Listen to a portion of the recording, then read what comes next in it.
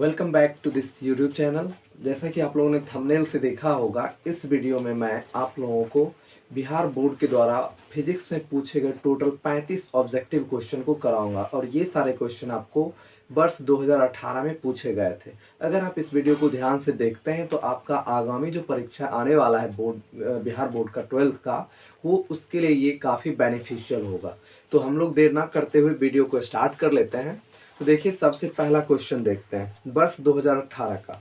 तो सबसे पहला क्वेश्चन कह रहा है the electric field at A point near an infinite thin sheet of charge conductor. जैसा कि आपको स्क्रीन पर क्वेश्चन दिख भी गया होगा, इसमें एक इनफाइनाइट थिन शीट मतलब एक पतला चादर है, इनफाइनाइट है और ये चार्ज शीट है। तो इसके निकट पूछ रहा है कि इलेक्ट्रिक फील्ड इंटेंसिटी क्या होगा। याद होगा, मैंने आपको इलेक्ट्रोस्टैट के चैप्टर में पढ़ाया था। शीट जो होता है ये काफी थीन होता है, पतला होता है, जिसमें एक लेयर बनता है। और इसके निकट जो इलेक्ट्रिक फील्ड इंटेंसिटी लेते हैं, ये हम लोग लेते हैं सिग्मा बाय 2 एप्सिलॉन नॉट। और यहीं पर याद रखेंगे ये शीट के लिए है।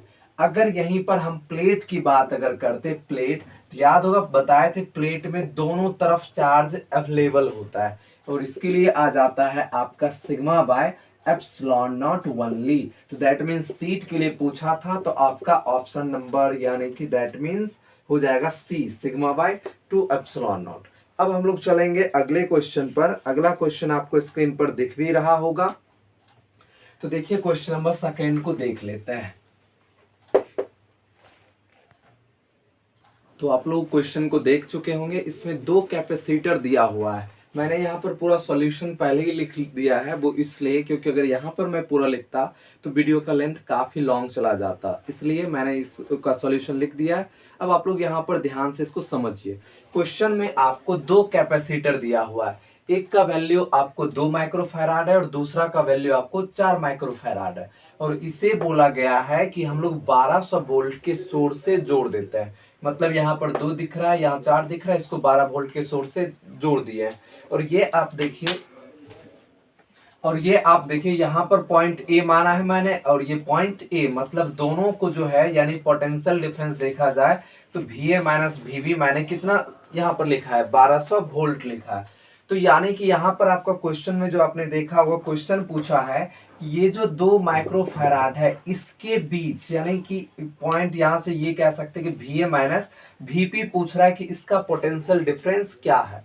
तो सबसे पहले मैं क्या करता हूँ, से इक्विवेलेंट निकाल लेता हूँ। तो देखिए दोनों सीरीज में है और सीरीज के लिए आपको याद होगा बताया था मैंने, सी एस जो होता है वो C1 C2 bye C1 plus C2 होता है। ये फॉर्मूला आप लोगों को पता होगा।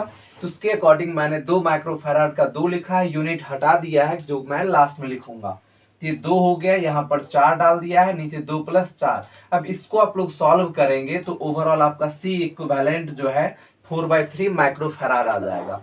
तो अब देखिए एक्चुअल में यह सीरीज कॉम्बिनेशन में और 1200 वोल्ट से जुड़ा हुआ है। याद होगा मैंने बताया था सीरीज कॉम्बिनेशन में चार्ज जो रहता है या करंट जो रहता है वह सेम रहता है, मतलब इतना से भी सेम करंट जाएगा और इससे भी सेम करंट। तो देखिए करंट चार्ज को हम लोग यहाँ पर जरूरत है चार्ज निकालते हैं, तो चार्ज Q बराबर जो होता है C इक्विवेलेंट इंटू भी लिख सकते हैं, क्योंकि यहाँ पर देखिए C बराबर क्या है, Q बाय V। तो Q लेंगे तो क्रॉस मल्टीप्लीकेशन C भी हो जाएगा, तो वही किया है। और इक्विवेलेंट लेना है बिकॉज हमें 1200 वोल्ट से सप्लाई दिए हुए हैं। तो अब देखिए चार्ज Q बराबर C इक्विवेलेंट, तो 4/3 माइक्रोफैराड हो गया इंटू पोटेंशियल डिफरेंस। तो डिफरेंस या वोल्टेज हम लोग कितना अप्लाई कर रहे थे, 1200 वोल्ट, तो 1200 वोल्ट लिख दिया मैंने। अब 3 से ये 400 बार में कट जाएगा, ओवरऑल आपका आ जाएगा 1600 माइक्रो कूलम। तो आप लोग यहाँ पर देख पा रहे होंगे इस कैपेसिटर के जरिए इससे जो चार्ज फ्लो कर रहा है वो 1600 माइक्रो कूलम का फ्लो कर रहा है। अब देखिए हमको यानी कि पूछ रहा है कि इस 2 माइक्रोफैराड के बीच का potential difference, that means we A minus V P, उसी को मैंने इधर लिखा है potential difference between 2 microfarad capacitor, that means we A minus V P. तो आप देख पा रहे होंगे we A minus V P को क्या लिख सकते हैं, Q बाय सी। यहाँ पर आप सी में यानी कि अगर मान लीजिए इसका नाम अगर हम पहला कैपेसिटर लिखें और ये दूसरा कैपेसिटर, तो यहाँ पर C1 लिख देंगे। क्यों यहाँ पर होगा V A minus V P बराबर Q by C1, because C बराबर क्या होता है, Q बाई V होता है। तो यहाँ से VA माइनस VP Q। अब देखिए Q जो है दोनों पर सेम ही जा रहा है 1600 माइक्रोकुलम का, तो 1600 माइक्रोकुलम लिख दिया। अब C1, तो C1 कितना 2 का निकालना था इसका, तो ये मैंने 2 लिख दिया। माइक्रो से माइक्रो कट जाएगा, आ जाएगा कूलम बाय फैराड, और कूलम बाय फैराड आपका हो जाता है वोल्ट। तो दैट मीन्स इसका आंसर आपको हो जाएगा 800 वोल्ट। और ये आपका आंसर जो होगा वो देखिए ऑप्शन नंबर दिया हुआ, ऑप्शन नंबर सी में दिया हुआ है। तो आई होप आप समझ गए होंगे, आई होप ये क्लियर होगा। चलिए, तो आप स्क्रीनशॉट भी यहाँ से ले सकते हैं। अब हम लोग चलेंगे थर्ड क्वेश्चन पर। थर्ड क्वेश्चन कह रहा है, जो कि स्क्रीन में आपको दिख पा रहा होगा भी। थर्ड क्वेश्चन कह रहा है in the given figure if net force on Q is zero. मैं अभी पिक्चर यहाँ पे ड्रॉ करूंगा, उसमें कह रहा है क्यू पर नेट फोर्स जीरो है, तो रेशियो निकालना है क्यू बाय क्यू का कि क्या होगा। तो जैसा कि आप क्वेश्चन बैंक में भी देख पा रहे होंगे, एक इस तरह का स्क्वायर शेप में है जिसमें 4 आवेश दिया हुआ है। एक आवेश आपको यहाँ पर कैपिटल क्यू है, यहाँ भी कैपिटल क्यू है, ये स्मॉल क्यू है और यहाँ पर भी स्मॉल क्यू है। अब क्वेश्चन में कह रहा है कि आपको एफ नेट निकालना है कैपिटल क्यू पर। तो देखिए सिंपली मैंने पहले क्वेश्चन को लिखा है, बताइए ये भी पॉजिटिव, ये भी पॉजिटिव, ये भी पॉजिटिव और ये भी पॉजिटिव, तो क्या क्यू पर जीरो होगा? तो क्यू पर जीरो नहीं होगा ऐसे भी, बिकॉज देखिए ये पॉजिटिव, मतलब इसको मैं अगर रफ करूं तो आप यहाँ पर देखिए, मैं इस पॉइंट पे दिखाता हूं, ये पॉइंट आपका सी है। तो ये वाला जो चार्ज है, ये वाला चार्ज, इसके द्वारा रिपल्सिव फोर्स लगेगा तो आगे जाएगा। मैंने नाम रख दिया है ए बी सी और डी। तो देखिए क्या हो जाएगा, यह हो जाएगा आपका एफ बी, ये कैपिटल क्यू मान लेते हैं, ये एफ बी रिपल्सिव आगे। अब बताइए डी वाला कहाँ लगाएगा, नीचे, ये आपका नीचे हो गया, एफ डी हो गया। अब देखिए ये भी पॉजिटिव, ये भी पॉजिटिव, ये कहाँ जाएगा, आगे की ओर जाएगा, दैट मीन्स आपका एफ ए। अब देखिए 3 फोर्स इधर ही लग रहा है, तो एफ बी और एफ डी का रिजल्टेंट निकालेंगे तो भी एफ ए के डायरेक्शन में जाएगा और एफ ए के डायरेक्शन में जाएगा, दोनों एडिशन हो जाएगा, कभी भी आपका एफ नेट जीरो नहीं होगा। तो दैट मीन्स यहाँ पर श्योर है कि यहाँ पर एक पॉजिटिव होगा और दूसरा क्या होगा, निगेटिव। तो मैंने मान लिया है लेट क्यू बराबर निगेटिव और स्मॉल क्यू को पॉजिटिव। तो देखिए ये निगेटिव आपका होगा, ये भी नेगेटिव होगा, ये पॉजिटिव हो जाएगा और ये भी आपका पॉजिटिव हो जाएगा। अब पॉसिबिलिटीज है, देखिए ये प्लस क्यू और ये माइनस क्यू, अट्रैक्टिव फोर्स लगाएगा तो इसके द्वारा लगाए गए फोर्स को मैंने एफ बी नाम दिया है, ये पीछे की ओर लगेगा। अब देखिए ये जो डी वाला जो फोर्स है, ये किधर फोर्स लगाएगा, ऊपर की ओर, क्योंकि ये पॉजिटिव और ये नेगेटिव, अट्रैक्टिव ऊपर की ओर एफ डी। और देखिए ये जो ए है ये नेगेटिव है और ये भी नेगेटिव है, तो दोनों क्या लगाएगा, रिपल्सिव फोर्स, मतलब आगे की ओर फोर्स अप्लाइड होगा। तो देखिए यह जो है एफ बी और ये एफ डी दोनों 90 डिग्री पर है। अगर एफ बी और एफ डी का वैल्यू सेम आ जाता है, तो याद होगा दो वेक्टर अगर 90 के एंगल पर सेम मैग्नीट्यूड का हो तो उसका रिजल्टेंट जस्ट 45 पर जाएगा। तो यानी कि एफ डी और एफ बी का रिजल्टेंट हम लोग क्या मानेंगे, F1, जैसा कि आपको दिख पा रहा होगा। अब बताइए एक फोर्स यहाँ से इधर खींच रहा है और एक फोर्स नीचे, तो दैट मीन्स यहाँ पर जो है एफ नेट जीरो की पॉसिबिलिटीज है। तो पहले हम बारी बारी से, याद होगा प्रिंसिपल ऑफ सुपरपोजिशन में मैंने बताया था कि वहां पर सभी फोर्सेस को अलग अलग निकालने के बाद वेक्टर सम लेते हैं। तो यहाँ पर पहले मैं एफ बी और एफ डी का वैल्यू निकालता हूँ। देखिए एफ बी बराबर जो है यहाँ दिख रहा होगा, एफ बी बराबर फॉर्मूला क्या होता है, 1/4 पाई एप्सिलॉन नॉट, जिसको हम लोग क्या बोलते हैं, के। तो यहाँ पर के मान लिए, मतलब इसके द्वारा, तो के पहला आवेश, तो क्यू, दूसरा कैपिटल क्यू। याद रखेंगे यहाँ पर मैंने माइनस या प्लस को नहीं लिया है, क्योंकि कूलम्ब्स लॉ में याद होगा हम लोग प्रॉपर साइन को पुट नहीं करते हैं, सिर्फ डायरेक्शन के जरिए दिखा देते हैं। तो डिस्टेंस कितना है दोनों के बीच का, तो ये आर है, तो आपका आर स्क्वायर, ये एफ बी के लिए निकल गया। अब देखिए एफ डी के लिए, और ये दिया हुआ, ये आर क्वेश्चन में दिया हुआ, मतलब ये वर्ग है, ये दिया हुआ था। तो देखिए एफ डी के लिए कितना होगा, फिर ये Q1 चार्ज और ये Q, डिस्टेंस कितना R, तो Q बाय आर स्क्वायर। तो अब देखिए दोनों जो है वो सेम है, मतलब एफ बी बराबर क्या है, एफ डी। तो अब मैंने इसको F मान लिया, F लेट कर लिया।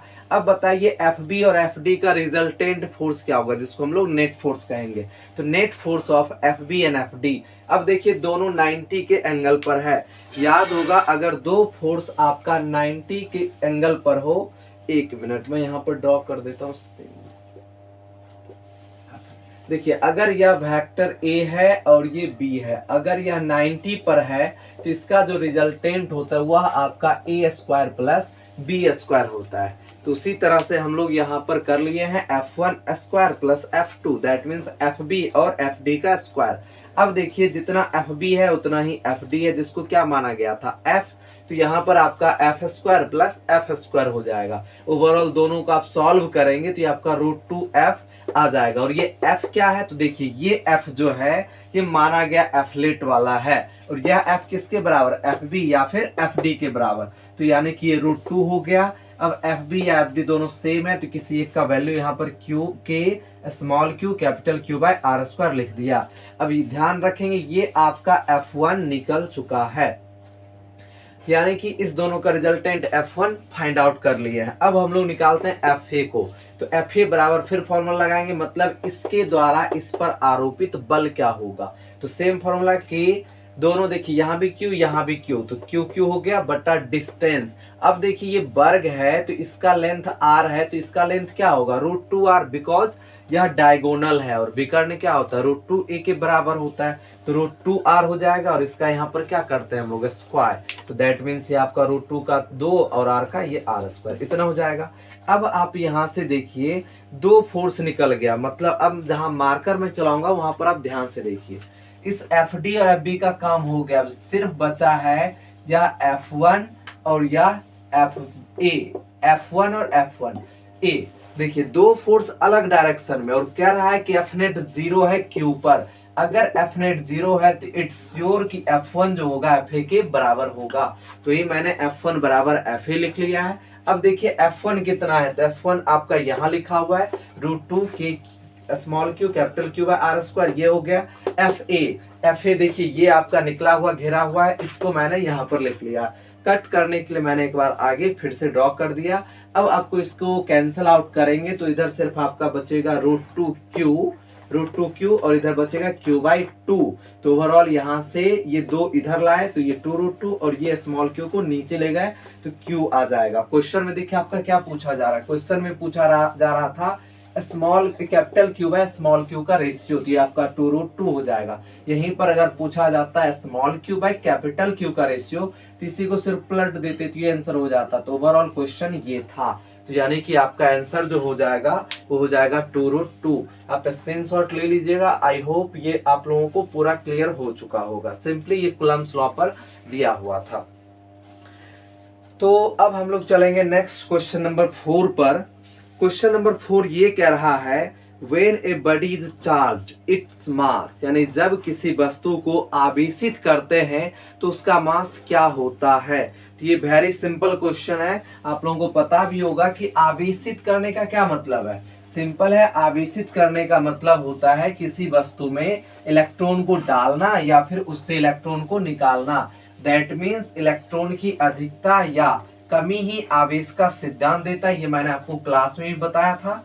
तो देखिए क्वेश्चन अभी हमारा यहाँ पर क्या कह रहा है कि when a body is charged, यानी जब वस्तु आवेशित होता है। तो अभी देखा आपने, बताया था मैंने, चार्ज का मतलब होता है प्लस ऑफ इलेक्ट्रॉन या माइनस ऑफ इलेक्ट्रॉन। बताइए एक इलेक्ट्रॉन का मास भी तो होता है 9.11 10⁻³ kg। अगर कोई वस्तु पॉजिटिवली चार्ज हो या निगेटिवली चार्ज, तो यानी इलेक्ट्रॉन को लेगा या फिर देगा। इलेक्ट्रॉन लेने या देने का मतलब क्या, मास को लेना या देना। मतलब ये अगर न्यूट्रल है और ये इलेक्ट्रॉन लिया है, मतलब मास को लिया है, तो मास इसका बढ़ जाएगा। अगर यह पॉजिटिव चार्ज होगा तो इलेक्ट्रॉन यहाँ से रिमूव करेगा, इलेक्ट्रॉन निकलेगा, तभी तो पॉजिटिवली चार्ज होगा। और इलेक्ट्रॉन निकला मतलब कि मास निकला, मतलब ये हो गया कि आपका मास इंक्रीज करेगा और डिक्रीज करेगा। आई होप क्लियर हो गया होगा। तो यानी आपको ऑप्शन नंबर डी हो जाएगा। अब हम लोग चलेंगे अगले क्वेश्चन पर, जो कि आपका क्वेश्चन नंबर 5 है। क्वेश्चन नंबर 5 आपको स्क्रीन पर भी दिख रहा होगा। आप लोग क्वेश्चन को एक बार अच्छे से पढ़ लीजिए। चलिए क्वेश्चन आपको दिया हुआ है, कह रहा है कि इलेक्ट्रिक पोटेंशियल जो होगा एक किसी इलेक्ट्रिक डायपोल के लिए लार्ज डिस्टेंस आर होना चाहिए, तो centre of the dipole is proportional to. देखिए मैं ड्रॉ करता हूं, ये हो गया आपका dipole minus Q plus Q, ये आपका डायपोल सेंटर, यहां से आर डिस्टेंस पे कह रहा है एट लार्ज डिस्टेंस। देखिए यहां पर ओवरऑल आपका डिस्टेंस को मेंशन भी नहीं किया है, तो यानी कि याद होगा आपको भी बराबर, अगर हम लोग जनरल पॉइंट की बात करते हैं तो ये आपका हो जाता है 1/4πε0 p cos theta by R square, तो ये हो जाएगा आपका भी proportional to 1/r²। Next question है आप लोगों का, यानी स्क्रीन पर जो कि आपको दिख भी रहा होगा, 2 माइक्रोफैराड का कैपेसिटर है, उसका कह रहा है कितना न्यूनतम संख्या होना चाहिए जिससे हम लोग 5 माइक्रोफैराड को प्राप्त कर सकते हैं। तो देखिए आपका यानी कि इस कैपेसिटर है 2 माइक्रोफैराड का, तो आप क्या कीजिए 2 को सीरीज में लगाइए और इस तरह से 2 को पैरेलल में लगाइए, और देखिए ये दोनों को अगर हम लोग कंबाइंड करेंगे यानी कि 2 2 और ये भी 2 ये भी 2, तो आपका ओवरऑल इसका अगर ए और बी हो तो सी ए बी जो होगा आपका 5 माइक्रोफैराड हो जाएगा। देखिए कैसे, ये बताइए ये दोनों जो पैरेलल में है तो पैरेलल में डायरेक्ट जोड़ते हैं, तो इसका आपका हो जाएगा 4 माइक्रोफैराड, और देखिए ये दोनों किस में है, सीरीज में, तो इसका कितना हो जाएगा 1 माइक्रोफैराड, बिकॉज यानी कि हम लोग क्या करते हैं डिवाइड करते हैं सीरीज में। अब देखिए ये 4 और ये 1 दोनों किस में, पैरेलल में, तो पैरेलल में दोनों क्या होता है सीपी बराबर करते हैं ना, C1 plus C2, that means 4 और 1 कितना हो जाएगा 5 माइक्रोफैराड। तो ये क्वेश्चन आपका क्लियर हो चुका है। चलिए नेक्स्ट क्वेश्चन हम लोग देख लेते हैं, क्वेश्चन नंबर 7। क्वेश्चन नंबर 7 कह रहा है specific resistance of a conductor, यानी किसी चालक का स्पेसिफिक रेसिस्टेंस टेम्परेचर के बढ़ने से क्या होता है। ये मैंने आपको क्लास में डायरेक्टली करवा ही दिया था, टेम्परेचर के बढ़ने से रेसिस्टेंस भी बढ़ता है और स्पेसिफिक रेसिस्टेंस भी बढ़ता है, तो दैट मीन्स आपका हो जाएगा increase of temperature, option number A. Question number 8 कह रहा है कि ड्रिफ्ट वेलोसिटी और अप्लाइड इलेक्ट्रिक फील्ड में, किसी चालक की ड्रिफ्ट वेलोसिटी और अप्लाइड इलेक्ट्रिक फील्ड में क्या संबंध होता है। याद होगा मैंने बताया था VD बराबर होता है minus E by M E into tau, that means आपका VD प्रोपोर्शनल जो होता है वो E हो जाता है, माइनस चार्ज की वजह से आता है जो कि डायरेक्शन दिखाता है, मोड में लेंगे तो यही पॉजिटिव होगा, तो VD proportional to E, that means आपका ऑप्शन नंबर बी हो जाएगा। क्लियर हो चुका होगा। अब हम लोग आते हैं क्वेश्चन नंबर 9 पर, जो कि आपको स्क्रीन पर दिख रहा होगा। क्वेश्चन नंबर 9 में है कि किसी क्यू आवेश को इलेक्ट्रिक फील्ड ई और मैग्नेटिक फील्ड बी जहां दोनों एग्जिस्ट करता है वहां पर फेंकेंगे तो फोर्स क्या लगेगा। याद होगा मैंने पिछले वीडियोस में भी कराया था Q E plus Q into V cross B, जिसको यानी कि इस टोटल फोर्स को हम लोग लॉरेंज फोर्स भी कहते हैं, कि जो कि मैंने पिछले वीडियोस में कवर करा दिया था। तो एफ बी बराबर आपका हो जाएगा Q into E plus V cross B, यानी ऑप्शन नंबर आपका इसमें हो जाएगा सी नंबर। चलिए अगला क्वेश्चन आपका कह रहा है क्वेश्चन नंबर 10 कि एक बार मैग्नेट है जिसका मैग्नेटिक मोमेंट m है, बार मैग्नेट रॉड से को कहते हैं, उसका मैग्नेटिक मोमेंट m दिया हुआ है। अब कह रहा है उसको कट किया जाता है 2 इक्वल पार्ट्स में, तो उसका मैग्नेटिक मोमेंट क्या हो जाएगा ईदर, दैट मीन्स यानी कि मान लीजिए इसका लेंथ l है और इसका मैग्नेटिक मोमेंट दे दिया है m। अब इसको क्या किया जा रहा है बीच से कट कर रहा है, याद होगा बताया था मैंने जो भी कट होगा तो दोनों पोल एग्जिस्ट करेगा, तो अब लेंथ का क्या हो गया है L/2, बाकी स्ट्रेंथ तो सेम ही रहेगा, तो दैट मीन्स अब जो आपका मैग्नेटिक मोमेंट आएगा दैट मीन्स पहले का कितना हो जाएगा आधा हो जाएगा, m/2 हो जाएगा, दैट मीन्स आपका ऑप्शन नंबर बी हो जाएगा। अब हम लोग चलते हैं क्वेश्चन नंबर 11 पर, जो कि स्क्रीन पर अपीयर हो चुका होगा। तो कह रहा है कि हाफ एप्सिलॉन नॉट और ई स्क्वायर का यूनिट किसके बराबर है। पहले बताइए ये किसका दिया हुआ है। याद होगा मैंने बताया था आपको electric energy density, electric energy density, ये इलेक्ट्रिक एनर्जी डेंसिटी का है।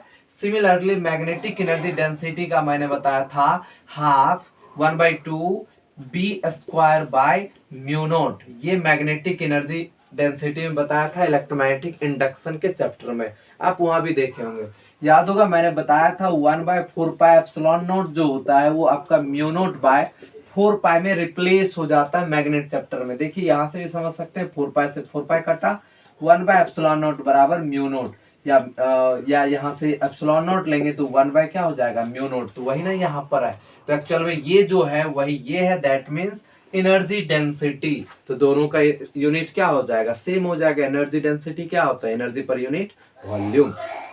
तो ऑप्शन नंबर ए हो जाएगा। अब हम लोग चलेंगे क्वेश्चन नंबर 12 पर। आप लोग क्वेश्चन नंबर 12 को देखिए क्या कह रहा है।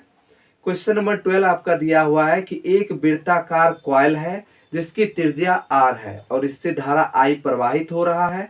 यदि इसके सेंटर पर मैग्नेटिक फील्ड कितना है b, तो कह रहा है कि वह दूरी ज्ञात करे केंद्र से, कहां पर, अक्ष पर, जहां पर मैग्नेटिक फील्ड कितना होना चाहिए, b/8 होना चाहिए, मतलब पहले का 8th पार्ट होना चाहिए। तो देखिए आप लोगों को पता होगा, अगर यह कोई कॉइल है जिससे करंट I फ्लो कर रहा है, जिसके सेंटर पर जो मैग्नेटिक फील्ड होगा सेंटर पर, वो आपका होता है म्यू नॉट बाई 2 I/R, जो कि क्लास में पढ़ चुके हैं, तो मैंने इसको वही लिख लिया है। अब कह रहा है कि यानी कि इसके सेंटर पर जो मैग्नेटिक फील्ड है वो B है, तो बताइए इसके सेंटर से वह डिस्टेंस निकालिए एक्सिस पर जहां पर मैग्नेटिक फील्ड कितना हो, b/8। तो मैंने जनरल फॉर्मूला लिखा है distance from the centre at point P, याद होगा B बराबर होता है mu naught by 2 I/r² plus x² to the power 3/2। अब देखिए ये पॉइंट P पर जो है कितना दिया हुआ b/8, तो मैंने b/8 पुट कर लिया है और ये सेम लिख दिया है। अब ये b/8 को 1/8, उसके बाद क्या लिखूंगा b, तो b को देखिए हम लोग यही लिखेंगे फिर यहाँ पर, तो म्यू नॉट बाई 2 I/r बराबर, और ये पूरा टर्म को मैंने लिख दिया है। अब इसको आप ओवरऑल कैंसिल आउट करेंगे ऊपर में, तो सिर्फ बचेगा यहाँ पर ऊपर देखिए ये mu naught by 2 mu naught by 2 I cut गया, ऊपर में कुछ नहीं बचा, क्रॉस मल्टीप्लीकेशन कीजिए तो r² x² to the power 3/2 इधर आ गया, इधर बच रहा है आपका r² r और 8, तो इस तीनों को आप गुना करेंगे तो ये आपका हो जाएगा 8r², और 8r² को क्या लिख सकते हैं हम लोग, सॉरी r² ने यहाँ पर आपका 8r² और r, ये rq हो जाएगा, तो 8rq से आपका हो जाएगा 2r का होल क्यू। अब देखिए इसको मैं पावर 3/2 है तो 1/2 का पावर 3 लिख सकता हूँ, क्योंकि पावर के ऊपर पावर रहेगा तो गुना कर सकते हैं, और इधर हो गया 2/r का पावर 3, दोनों ओर का 3 आपका कैंसिल आउट हो जाएगा, तो r² x² to the power 1/2 बराबर क्या बचेगा 2r। अब ऑन स्क्वायरिंग बोथ साइड, दोनों तरफ स्क्वायर करेंगे तो ये 1/2 कैंसिल हो जाएगा और ये आपका हो जाएगा 4r²। अब हमें यह x पूछा जा रहा था, इसको इधर ले जाइए माइनस कीजिए, इतना आएगा, ओवरऑल x बराबर आपका हो जाएगा √3r, जो कि आपको ऑप्शन में दिया हुआ है, ऑप्शन नंबर सी हो जाएगा। तो आप इसका एक स्क्रीनशॉट ले लीजिए। ओके अब हम लोग आते हैं नेक्स्ट क्वेश्चन पर। क्वेश्चन नंबर है 13, जैसा कि आप लोग स्क्रीन पे दिख भी रहा होगा। तो मैग्नेटिक डायपोल मोमेंट कह रहा है वेक्टर क्वांटिटी होता है, तो उसका डायरेक्शन बताइए। जैसे इलेक्ट्रिक डायपोल मोमेंट होता है वैसे मैग्नेटिक डायपोल मोमेंट होता है। इलेक्ट्रिक डायपोल किधर होता है, माइनस चार्ज से प्लस चार्ज की ओर, उसी तरह मैग्नेटिक डायपोल मोमेंट आपका साउथ पोल से नॉर्थ पोल की ओर होगा, that means option number A हो जाएगा। अब हम लोग चलेंगे अगले क्वेश्चन पर, जो कि है क्वेश्चन नंबर 14। तो यह क्वेश्चन नंबर 14 जो है आपको स्क्रीन पर अपीयर हो रहा होगा। तो देखिए क्वेश्चन में जो दिया हुआ है वह एक वायर का मैग्नेटिक मोमेंट दिया हुआ है, जो कि L और L उसका लेंथ भी दिया हुआ है, उसको हम लोग मोड़ते हैं एक semi circular of radius R में, तो उसका कह रहा है न्यू डायपोल मोमेंट क्या होगा। तो देखिए क्वेश्चन में जो आपको दिया हुआ है यह कह रहा है कि एक वायर है जिसका यानी कि लेंथ L दिया हुआ है, मैग्नेटिक मोमेंट M। तो अब बताइए मैग्नेटिक मोमेंट या मैग्नेटिक डायपोल मोमेंट है, तो एक पोल पर नॉर्थ जनरेट हुआ होगा और एक पर साउथ, तभी ना दोनों का पोल स्ट्रेंथ M लेते हैं और बीच का डिस्टेंस लेते हैं। तो आपका मैग्नेटिक डायपोल मोमेंट M माने तो ये M बराबर मान लेते हैं M इंटू L, क्योंकि लेंथ कितना दिया हुआ था L, तो M बराबर आपका हो गया ML। अब इसके आगे कह रहा है यह जो वायर है उसे बेंड किया गया, कैसे, सेमी सर्कुलर वायर के रूप में, मतलब ये था कि इस वायर को अर्धवृत्ताकार रूप में मोड़ दिया गया है। तो अब देखिए अर्धवृत्ताकार में टर्न करेंगे तो ये जो होगा लेंथ L, ये इसका पूरा परिधि हो जाएगा। तो इससे पहले हम लोग देख लेते हैं कि अब बताइए ये तो पोल स्ट्रेंथ वाला प्लस M और माइनस M है, इस दोनों के बीच की दूरी कितना होगा, अब देखिए अगर यह रेडियस हुआ तो दोनों पोल के बीच की दूरी r और ये r दोनों मिलकर हो जाएगा 2r। याद होगा हम लोग मैग्नेटिक डायपोल मोमेंट में जो लेते हैं तो दोनों पोल के बीच की दूरी को लिया जाता है, तो वही 2r यहाँ पर ले लिया है। अब देखिए ये जो पूरा इसका l है इस फॉर्म में देखिए, तो बताइए अर्धवृत्त का जो होता है वो परिधि कितना होता है 2πr/2, दैट मीन्स πr। और ये πr किसके बराबर, l के बराबर, तो πr l के बराबर, तो r बराबर क्या l/π। अब न्यू मैग्नेटिक डायपोल मोमेंट जो होगा वो पोल स्ट्रेंथ दोनों इनटू दोनों पोल के बीच की दूरी के गुणनफल के बराबर हो जाएगा। तो न्यू mn बराबर m इंटू 2r, क्योंकि दोनों के बीच का डिस्टेंस कितना है 2r। तो अब mn बराबर m को m लिखा, 2 को 2 लिखा, r बराबर देखिए कितना l/π। अब ये 2/π को आगे लिखते हैं और ये इस ml को एक साथ लिखते हैं। देखिए 2/π हो गया। अब ये ml जो है ml ये कितना के बराबर है m के बराबर, तो इसको मैंने m लिख दिया है। तो अब ये जो है आपका ऑप्शन नंबर हो जाएगा mn बराबर 2/π इंटू m, यानी ये न्यू मैग्नेटिक मोमेंट भी होगा और ये आपका ऑप्शन नंबर दिया हुआ है डी में। तो आई होप आप लोगों को ये क्लियर हो चुका होगा, तो आप यहां से स्क्रीनशॉट ले लीजिए। अब आते हैं हम लोग क्वेश्चन नंबर 15 पर। तो क्वेश्चन नंबर 15 में देखिए एक क्लोज सर्किट है जिसका रेसिस्टेंस दिया हुआ है, दैट मीन्स आर आपको दिया हुआ है 10 ओम। आगे क्या रहा है कि इसका जो फ्लक्स है वो वेरीज करता है टाइम के अनुसार, मतलब उसका फ्लक्स टाइम के अनुसार बदलता है। और फ्लक्स F5 बराबर दिया हुआ है 6t² माइनस 5t प्लस 1 दिया हुआ है। और कह रहा है t बराबर 0.25 सेकेंड पर इसमें आप करंट का वैल्यू निकालिए, I क्या होगा। तो आप लोगों को याद होगा, बताइए I निकालना है तो इसके लिए हम लोग लिखेंगे E/R, और E बराबर जो होता है माइनस d∅b बटा में क्या होता है dv/dt का। तो यहाँ पर मैं E निकाल लेता हूँ, पहले माइनस लिखा d∅b/dt, तो ये माइनस को माइनस ही रखा, d∅b का जो वैल्यू दिया हुआ है इसको यहाँ पर रखा, और इसका आप लोग पूरा डिफ्रेंशिएट करेंगे तो आपको आ जाएगा E बराबर, ये माइनस को मैं बाहर ही लेकर चल रहा हूँ, इसको आप ध्यान रखेंगे।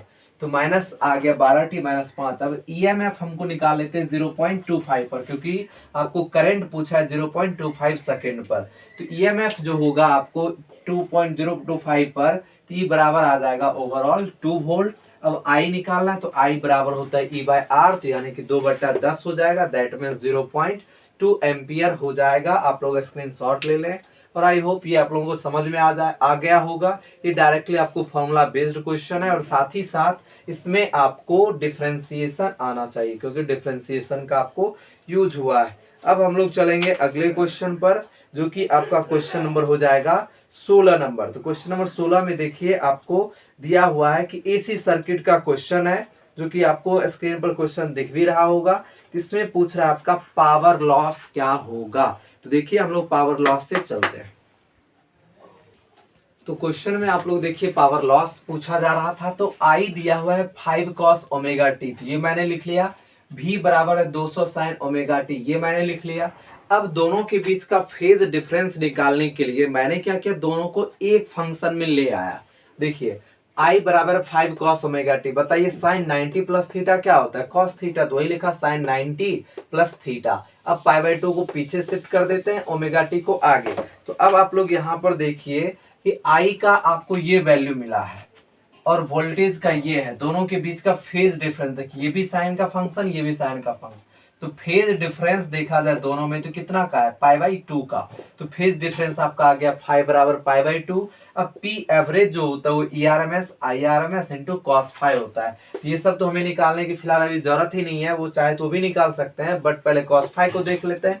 cos फाई पुट करेंगे π/2 और cos 90 कितना होता है 0 होता है। तो दैट मीन्स P एवरेज जो हो जाएगा आपका 0 आएगा। दैट मीन्स ये जो आपका ऑप्शन नंबर दिया हुआ है ऑप्शन नंबर डी हो जाएगा 0। आप स्क्रीनशॉट ले लीजिएगा। चलिए अब हम लोग चलेंगे क्वेश्चन नंबर 17 पर। 17 में कह रहा है कि एक कोई इलेक्ट्रोमैग्नेटिक रेडिएशन है, उसका एनर्जी दिया हुआ है 13.2 किलो इलेक्ट्रॉन वोल्ट। तो कह रहा है कि इस रेडिएशन, इसका जो रेडिएशन है वह किस स्पेक्ट्रम के किस रीजन में आएगा। तो याद होगा मैंने आप लोगों को इलेक्ट्रोमैग्नेटिक वेव में अलग अलग टाइप के स्पेक्ट्रम के बारे में बताया था। तो यहाँ पर वही बताना है कि 4 दिया हुआ है, 3 में से कौन सा होगा। और याद रखें यहाँ पर एनर्जी दिया हुआ है 13.2 किलो इलेक्ट्रॉन वोल्ट। तो क्वेश्चन में आपका एनर्जी दिया हुआ था 13.2 किलो इलेक्ट्रॉन वोल्ट। तो याद होगा एनर्जी जो होता है रेडिएशन का फोटो इलेक्ट्रिक इफेक्ट में मैंने पढ़ाया था, ये होता है आपका hc/λ। तो यानी कि E बराबर हो गया hc/λ बराबर 13.2 किलो इलेक्ट्रॉन वोल्ट हो गया। अब hc/λ के लिए हम लोग यहाँ पर लैम्डा फाइंड आउट करते हैं। तो लैम्डा बराबर यानी लैम्डा इधर आएगा, ये नीचे आएगा, तो hc बटा इतना लिखेंगे। तो अब लैम्डा बराबर hc, h क्या है प्लांक्स कांस्टेंट, ये आपका होता है 6.626 गुना 10 टू द पावर -34। c क्या है, तो ये आपका स्पीड ऑफ लाइट है, तो 3 गुना 10 टू द पावर 8 हो जाएगा बाय 13.2। अब सबको हम लोग SI में कन्वर्ट करते हैं, किलो है तो किलो के लिए 10 टू द पावर 3 पुट करते हैं। 1 इलेक्ट्रॉन वोल्ट ये आपका 1.6 गुना 10 टू द पावर -19 जूल होता है। अब इस आप पूरे को आप लोग सॉल्व करेंगे तो ये आपका लगभग 10 टू द पावर -10 मीटर में आ जाएगा। अब याद होगा मैंने इलेक्ट्रोमैग्नेटिक वेव में वो PDF भी मैंने आप लोगों को टेलीग्राम में दिया है, अगर आप लोगों ने नहीं देखा है तो वहां पर जाकर आप लोग देख लें। वहां पर एक्सरे अलग अलग बहुत सारे स्पेक्ट्रम का मैंने लिखाया है।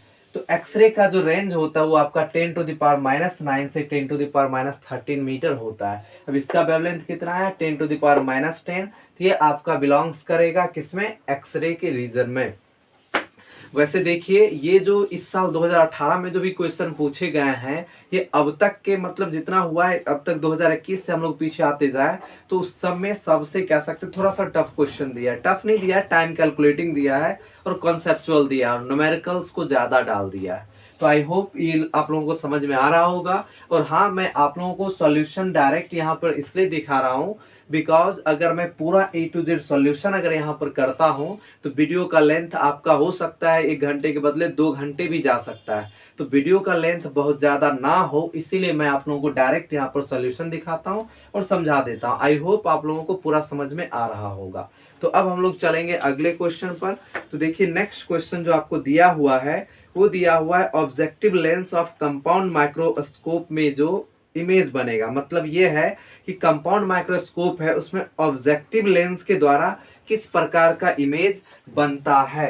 तो देखिए कंपाउंड माइक्रोस्कोप में याद होगा मैं पिक्चर भी ड्रॉ कर देता हूं। वैसे ये क्वेश्चन पीछे भी करा चुका हूं पिछले वीडियोस में भी, अगर नहीं देखा है तो आप इसके डिस्क्रिप्शन में जाकर वहां से देख सकते हैं।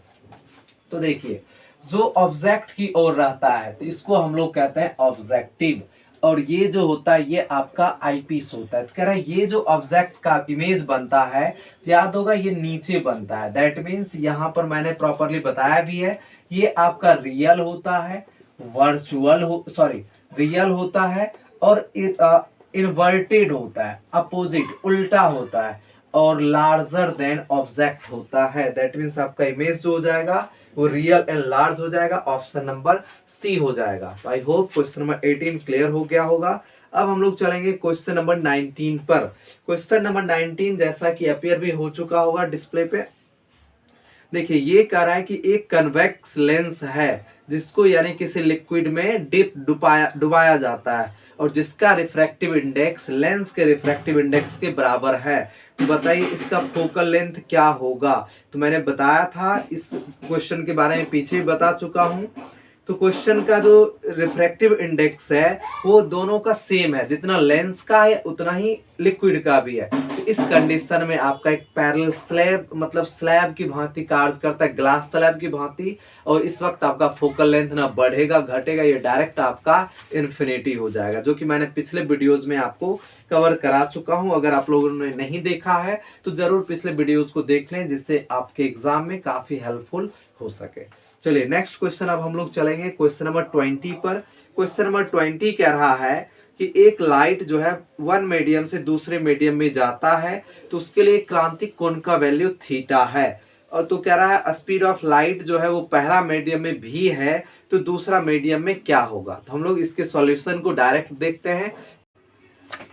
ओके, तो इस क्वेश्चन में देखिए आपको 2 मीडियम दिया हुआ है। मैंने नीचे वाले को मीडियम 1 माना है और ऊपर वाले को मीडियम सेकेंड माना है। अब पता है आपको ये मीडियम 1 है तो डेफिनेटली ये क्या होगा, डेंसर मीडियम ही होगा। और ये क्या होगा, रेयरर, बिकॉज क्रिटिकल एंगल के लिए लाइट रे का डेंसर मीडियम से रेयरर मीडियम जाना होता है। और याद होगा जब क्रिटिकल एंगल बनता है तो उस वक्त जो ये एंगल है ये आपका 90 हो जाता है, मैंने क्लास में बताया था। तो देखिए फर्स्ट मीडियम में क्वेश्चन में दिया हुआ कि पहला मीडियम में वेलोसिटी क्या है स्पीड ऑफ लाइट का, v है, सेकेंड में कितना है v2।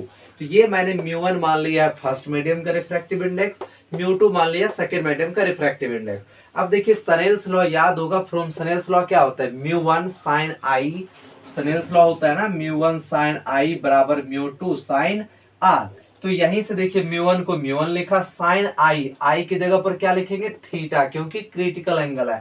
तो म्यू1 साइन थीटा बराबर म्यू2, तो म्यू2 यानी सेकेंड मीडियम का इंटू साइन आर, आर की जगह पर कितना लिखेंगे 90, क्योंकि एंगल ऑफ रिफ्रैक्शन कितना है 90 डिग्री। तो अब देखिए म्यू1 को लिखेंगे सी बाई भी इंटू साइन थीटा, तो साइन थीटा ही हो गया। म्यू2 को हम लोग क्या लिख सकते हैं सी बाई भी टू, क्यों, याद होगा म्यू जो होता है रिफ्रैक्टिव इंडेक्स होता है, यानी कि अपवर्तनांक होता है। अब वर्तनांक के लिए मैंने बताया था यह बराबर होता है स्पीड ऑफ लाइट सी बटा वेलोसिटी के, यानी म्यू बराबर होता है सी बाई भी। तो सी आधार पर म्यू2 को सी बाई भी टू लिख दिए, साइन 90 कितना हो जाएगा 1 हो जाएगा।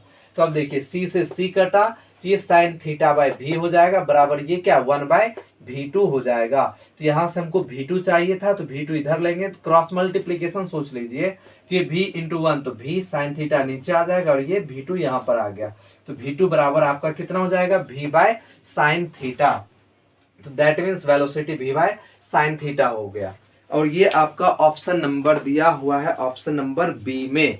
तो आई होप आप लोगों का यह 20 क्वेश्चन ओवरऑल मैंने आपको इस वीडियो के जरिए आप लोगों को टोटल 1 से लेकर 20 तक के क्वेश्चन को कवर करा चुका हूं।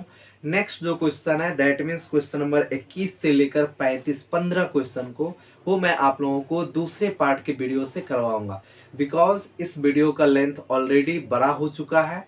तो इसलिए मैंने अगले पार्ट में उसे कराने का निर्णय लिया, तो अगले पार्ट में कराऊंगा। और जैसा कि आप लोगों ने देखा है इस 2018 में बहुत सारे क्वेश्चन न्यूमेरिकल से पूछे गए हैं, दैट्स वाई इतना टाइम लगा है। तो बहुत जल्द ही आप लोगों को अगले पार्ट का वीडियोस मिल जाएगा। तो इस तरह से आप लोग इससे सीखते रहेंगे और आई थिंक आप लोगों को ये अच्छा लग रहा होगा। तो अच्छा लग रहा है तो आप वीडियोस को लाइक करें, सब्सक्राइब करें और साथ ही साथ बेल आइकन को भी प्रेस कर लें, ताकि जब मैं अगले पार्ट का वीडियोस डालूं तो उसका नोटिफिकेशन आपको बहुत जल्द मिल जाए। और साथ ही साथ आप ये वीडियोस को अपने दोस्तों के साथ भी शेयर करें ताकि वो लोग भी अपना बेनिफिट उठा सकें। Thank you for watching this video.